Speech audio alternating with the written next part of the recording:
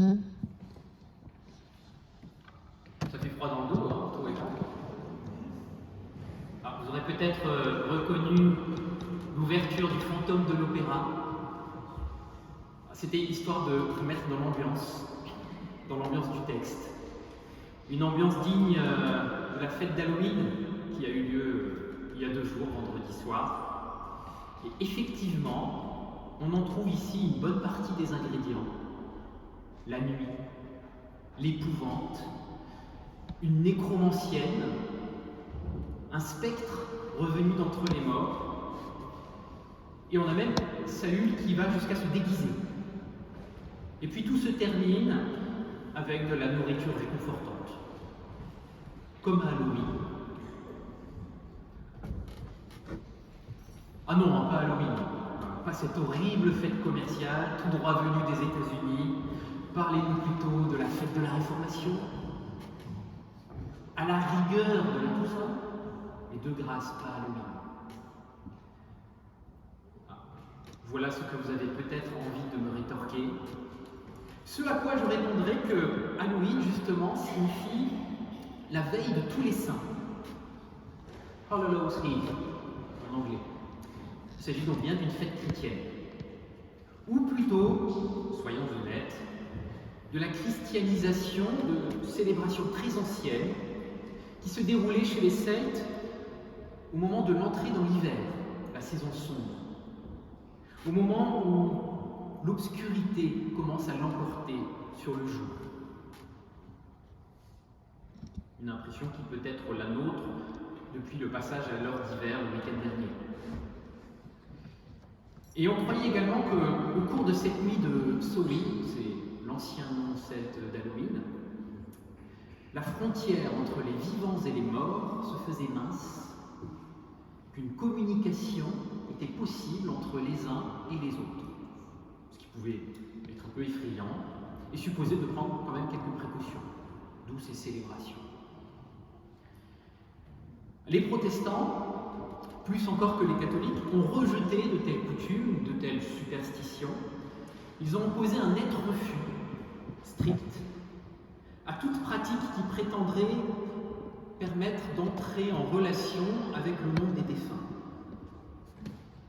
Ce qui est fidèle à l'interdit biblique rappelé à de nombreuses reprises dans l'Ancien Testament. Par exemple, Lévitique 19, verset 31, « Ne cherchez d'aucune manière à entrer en contact avec les esprits des morts, car cela vous rendrait impurs. Je suis le Seigneur votre Dieu. » Fin de citation. Le roi Saül, quant à lui, n'en a cure. Il enfreint allègrement cette loi qu'il avait pourtant lui-même rendue contraignante sur son territoire. Mais alors, pourquoi un tel dérapage? Et plus généralement, pourquoi une telle fascination pour le monde des morts? Parce que, pour qu'il soit nécessaire d'insister à ce point sur l'interdiction, la prohibition de la consultation des morts, c'est que la pratique devait bien exister, et même être répandue. C'est qu'il ne devait pas manquer de spirites et de médiums pour offrir leurs services, comme cette femme à Endor, et comme c'est encore le cas de nos jours, très largement. Alors d'où vient une telle tentation? La réponse la plus simple réside peut-être dans la difficulté qu'il y a à faire le deuil de nos chers disparus, on le sait bien. Et quand nous autres protestants disons qu'il n'y a pas à s'en occuper car ils sont auprès de Dieu, c'est sans doute un peu court. L'Église catholique, quant à elle, j'en disais un mot tout à l'heure, l'Église catholique apporte sa contribution spécifique en instaurant une fête dédiée, le jour des morts, en ce 2 novembre précisément, façon de faire une place à nos défunts malgré cette barrière infranchissable de la mort, qui ne l'est pas tant que ça pour les catholiques, c'est une autre histoire.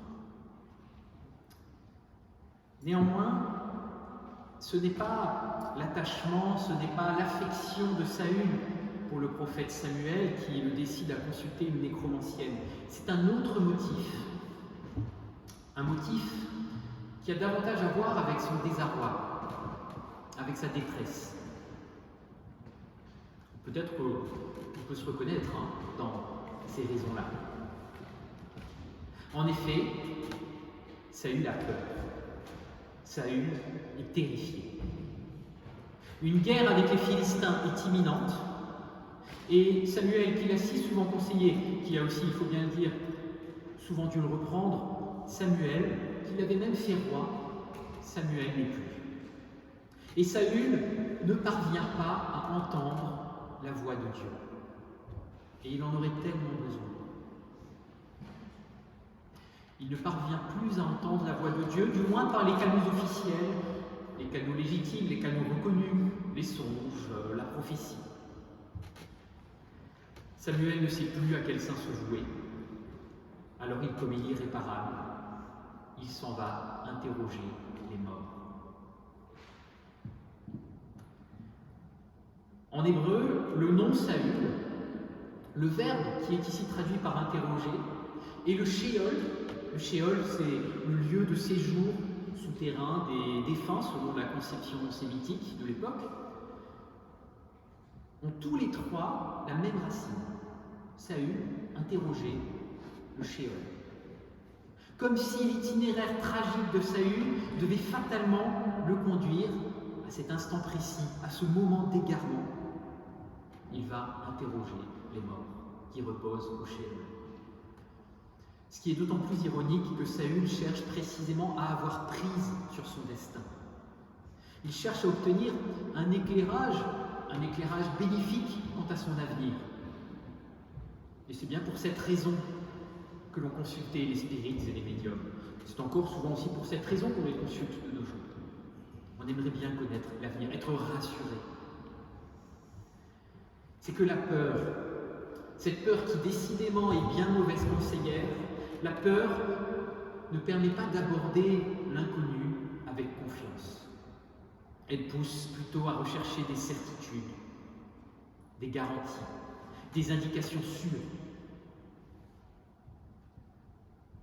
Et pas n'importe quelles indications, pas n'importe quelle certitude. Parce que bien souvent, quand la panique l'emporte, comme c'est le cas de Saül, on cherche surtout à entendre ce que l'on a envie d'entendre. Saül interroge, mais est-ce qu'il est vraiment disposé à écouter? Car Samuel, remonté pour l'occasion depuis le Sheol, Samuel n'a rien de nouveau à lui apprendre. Rien qui ne lui ait déjà dit de son vivant. Sans doute, d'ailleurs, n'y a-t-il jamais rien de neuf à attendre du monde des morts. Ils ont déjà tout dit. Rien que de stérile, rien qui soit porteur d'avenir. Si vous allez, comme Saül, vous instruire auprès des morts, vous n'obtiendrez rien qui ne soit déjà mort. Et même promesse de mort. Les nouvelles de la veille, en quelque sorte. Alors certes, pour Saül, ces nouvelles n'étaient pas bonnes. Et c'est sans doute la raison pour laquelle il faisait la sourde oreille. En effet, il le sait déjà, il sait déjà que lui-même, il n'est qu'un mort en sursis. Mais ne le sommes-nous pas tous au fond?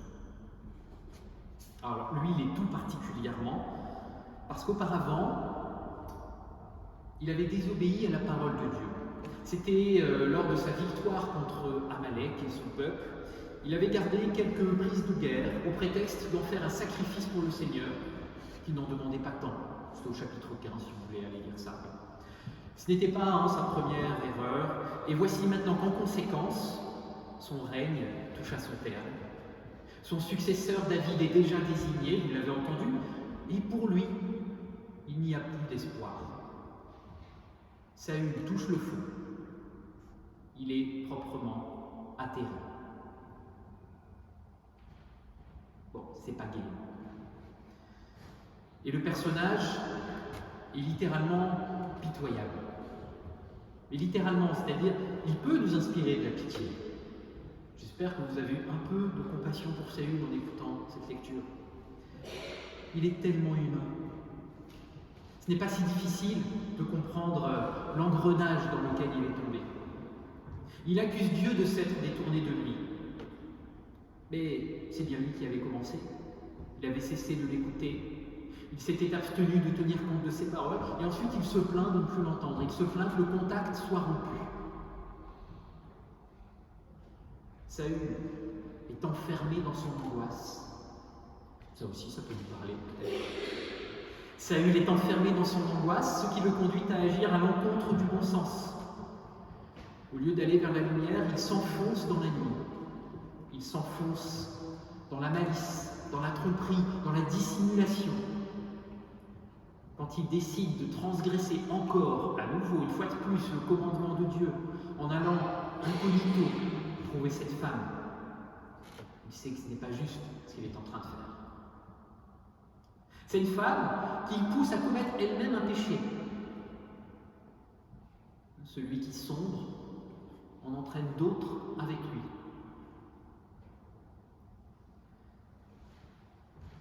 Alors attention, ça ne veut pas dire, vous pourrez comprendre comme ça le texte, alors je m'empresse de préciser que ça ne veut pas dire qu'il faudrait, en toutes circonstances, aveuglément obéir aux ordres arbitraires de Dieu, ce qu'on prend comme tel, sous peine de subir un châtiment proportionné, c'est-à-dire cruel, évidemment. Les paroles de Dieu ne sont pas pour nous contraindre. Quand on dit le décalogue, ce n'est pas les 10 commandements, c'est les 10 paroles. Ce ne sont pas des paroles pour nous contraindre, ce sont des paroles qui portent à la vie. Elles libèrent de l'angoisse précisément. Et en particulier, elles libèrent de l'angoisse de tout maîtriser. C'est ce que Saül lui-même laisse incidemment échapper quand il s'exclame à l'intention de la femme. C'est une formule qui a l'air un peu anodine, un peu toute faite comme ça, mais ce n'est pas rien. Par la vie du Seigneur. On peut traduire aussi « le Seigneur est vivant », ou bien « aussi vrai que le Seigneur est vivant ». Ben oui, le Seigneur, c'est le nom de Dieu en hébreu, le Seigneur se tient du côté de la vie, du côté de ce qui est mouvant, indécis, ouvert à tous les possibles et même à l'impossible. C'est donc une aberration d'aller le chercher, d'aller chercher des réponses du côté des morts. Gare à ne pas se tromper de Dieu. Comme quand la femme s'écrie « Je vois un Dieu qui monte de la terre ». Oh, c'est impressionnant, mais ce n'est là que l'ombre de Samuel. Il n'y a rien à en redouter. Et il n'y a rien à en attendre qu'on le sache déjà. Ce n'est pas le Dieu des vivants. Ce n'est pas le Dieu des vivants dont Saül s'est malencontreusement détourné. Pauvre Saül, plongé dans la nuit. Et pourtant, il y a de la lumière au cœur de toute cette ténèbre. Et cette lumière, on la doit justement à cette femme anonyme. Quel beau personnage en réalité. Cette maîtresse de revenants. C'est son titre exact, c'est au verset 7. Maîtresse de revenants. Oui, elle est celle qui peut redonner un semblant de vie à ceux qui sont morts. Mais au sens fort, c'est exactement ce qu'elle va faire, et encore plus qu'un semblant de vie. Non pas avec Samuel, mais pour le roi Saül. Je ne sais pas si vous avez prêté attention au fait que, après la scène assez spectaculaire de l'invocation du fantôme de Samuel, la fin de la visite chez cette femme traîne en longueur. Ça traîne en longueur pour raconter avec un luxe de détails le repas que la femme prépare à l'intention d'un Saül à bout de force. C'est pas pour rien si ça prend 5 versets. C'est qu'il se joue là quelque chose de décisif. La femme lui dit bien à Saül, maintenant, écoute. Moi j'ai écouté ce que tu m'as demandé et j'ai obéi. Maintenant, c'est à toi d'écouter et d'obéir. Ben oui, Saül, écoute à la fin. Non pas Samuel, qui a déjà tout dit de son vivant, mais écoute cette femme qui t'invite à reprendre des forces. Et là, miracle. C'est vraiment, je pense, peut-être la phrase la plus puissante de ce texte. Saül se relève de terre. Saül se relève de terre. C'était pas gagné. Alors, la nécromancienne n'est plus tellement nécromancienne. Je dirais qu'elle est prophétesse. N'est-elle pas porteuse d'une parole proprement divine? N'est-elle pas porteuse d'actes dignes, oui, d'un ange de Dieu, comme il y en a tant dans l'Ancien Testament, comme celui qui donnera des galettes à manger à un Élie épuisé, déprimé, prêt à se laisser mourir, et qui l'invite à se lever et à reprendre la route. C'est un peu plus loin, premier livre des Rois, chapitre 19, je vous en recommande fortement la lecture. Et avant ça, chapitre 17 du premier livre des Rois, vous avez une autre femme, elle aussi anonyme, mais elle aussi c'est un ange. Elle donne le peu qui lui restait pour nourrir le même Élie. Pensez aussi à tous ceux qui, comme Abraham, Genèse 18, ont tué le veau gras. Le veau gras également, pour des étrangers, des inconnus venus jusque chez eux. Voilà qui est divin. Voilà qui rend la vie. Voilà qui fait se lever de terre, et pas juste des ombres ou des spectres. Ce repas qu'elle prépare, la traduction, elle est vraiment bonne pour le coup, parce qu'elle n'occulte pas le fait que ce repas prend l'allure d'un rite religieux. Il est question de sacrifier, pas seulement d'abattre le veau. C'est très juste en hébreu. Il y a des pains sans levain. Levain en un mot, sans levain. Je précise quand même. Oui, un rite religieux, mais qui n'a plus rien à voir avec des incantations pour faire apparaître des spectres. C'est là qu'il y a quelque chose de sacré, quelque chose de saint, quelque chose de divin, dans cette hospitalité, dans ce souci de l'autre qui lui-même n'arrive plus à prendre soin de sa vie. Il est à terre. Eh bien, c'est là, c'est à travers de tels actes que Dieu parle, pas par la bouche d'un mort. Et enfin, Saül a écouté.